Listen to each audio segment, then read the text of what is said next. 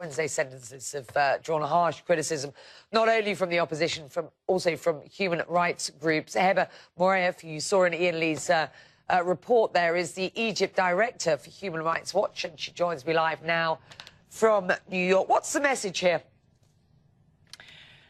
Well, I think the protest law, the fact that a peaceful protest was broken up last Tuesday, the fact that, in fact, just in the last hour, a very well-known activist, Ala Abdel Fattah, was arrested from his home on charges of organizing a protest. I think the message here from the police is the age of protest is over as far as they're concerned, and they plan to use this law to crack down even further on protests in the way they've of course, been doing with the Muslim Brotherhood over the last few months. But now it affects everyone. Is this a better or worse place than it was under Hosni Mubarak at this point?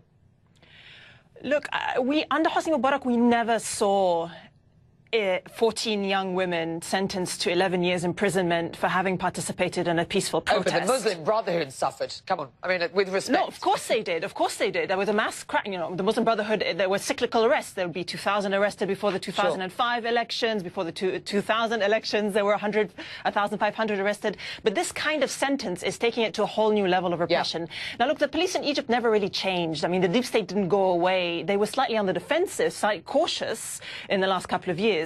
And right now, what they have is free reign, and far more so than they had in the later Mubarak years. You've been working as in human rights in Egypt, I know, for more than a decade. You say now that currently what you witness is the worst human rights crisis in Egypt that you have ever seen. That's a pretty dramatic statement. It's a statement that's backed up by the numbers. Well, it's a statement that's backed up by the numbers. We've never seen these kinds of killings from security services like what we've seen over the last 3 months. So over 1,300 people killed in the context of protests. Not only that, I mean, the battle for accountability is always a long-term one, but what we have now is state denial of any wrongdoing on the part of security services. And we've never seen this many people arrested in pretrial detention, and then also these very heavy court verdicts, 11 years for these girls, 17 years for some young Azhar students last month. And that's why I think... Heba, very briefly, the interim president should have the interim constitution, as it were, delivered to him within the next, days, I think I'm right in saying. Do we have any sense of what that constitution will say, and any sense of how politics will look in Egypt going forward?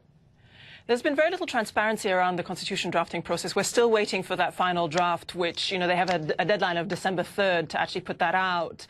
We think there may be some partial improvement on some of the rights provisions on other issues, such as military trials of civilians. Obviously, no progress.